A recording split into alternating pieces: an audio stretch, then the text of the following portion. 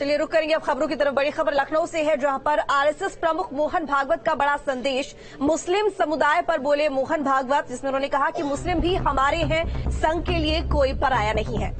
ये देश जितना हमारा है उतना ही मुस्लिमों का ही है। जो हमारा विरोध करते हैं वो भी हमारे हैं। भागवत की तरफ से ये बड़ा बयान सामने आया। विरोध से हमारा नुकसान नहीं हो, संघ को इसकी चिंता करनी चाहिए। मोहन भागवत ने कहा कि राष्ट्रीय स्वयंसेवक संघ संपूर्ण समाज को संगठित करना चाहता है और संघ के लिए कोई पराया नहीं है। लोकसभा चुनाव के मद्देनजर भी संघ प्रमुख का प्रभाव काफी महत्वपूर्ण साबित होगा। उन्होंने लव जिहाद और धर्मांतरण सहित कई मुद्दों पर बीजेपी को और संजीदा होकर काम करने की सलाह दी है।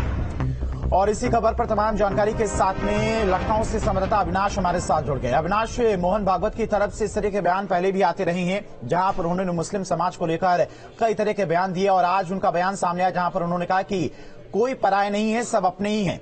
2024 के लोकसभा चुनाव से इसे जोड़कर कैसे देखा जाए, क्योंकि जिस तरह से लगातार यूपी में खासकर आरएसएस अपना विस्तार कर रहा है और मुस्लिमों को लेकर मोहन भागवत का बयान सामने आ रहा है, उसे किस तरह से 2024 से जोड़ा जाए?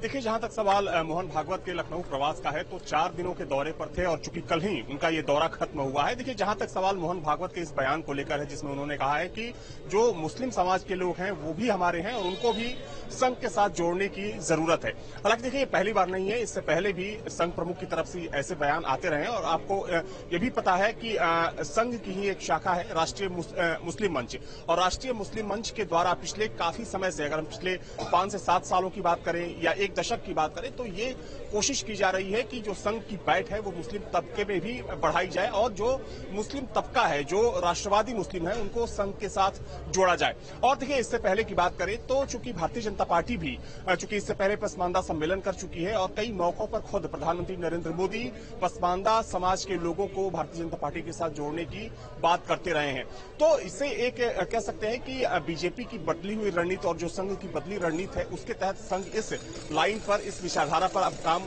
करना शुरू कर चुका है। और देखिए, जहां तक सवाल आगामी लोकसभा चुनाव को लेकर है, तो चूंकि बीजेपी की और संघ की यही कोशिश है कि एक जो सियासी जमीन है हर तबके में तैयार किया जाए, चाहे मुस्लिम समाज की बात करें, अगड़ा वर्ग हो, पिछड़ा वर्ग हो, दलित हो, आदिवासी हो, तो इन सभी तबकों में किस तरीके से संघ की जो एक पैठ है, मजबूत पैठ है, उसको बढ़ाई जाए। और चूंकि देखिए 2025 में चूंकि संघ का शताब्दी समारोह है और उससे पहले संघ की यह कोशिश है कि भारत के सभी गांवों में जो संघ की शाखाएं हैं उनकी संख्या बढ़ाई जाए, संघ का जो पैठ है वो बढ़ाया जाए। खासतौर पर अगर हम दलित और पिछड़ों की बात करें और साथ में मुस्लिम समाज की बात करें, तो इस समाज में, इस तबके में किस तरीके से संघ अपनी मजबूत पैठ और कर सके, इसको लेकर संघ पिछले काफी समय से काम कर रहा है। और जो लखनऊ में मंथन हुआ मोहन, बिल्कुल अविनाश, लेकिन देखिए एक सवाल और यहाँ पर ये कि अब अच्छी तरह से बीजेपी को भी ये समझ में आ गया है और एसएस को भी ये समझ में आ गया है कि यहाँ पर तुष्टीकरण की राजनीति से काम नहीं चलेगा।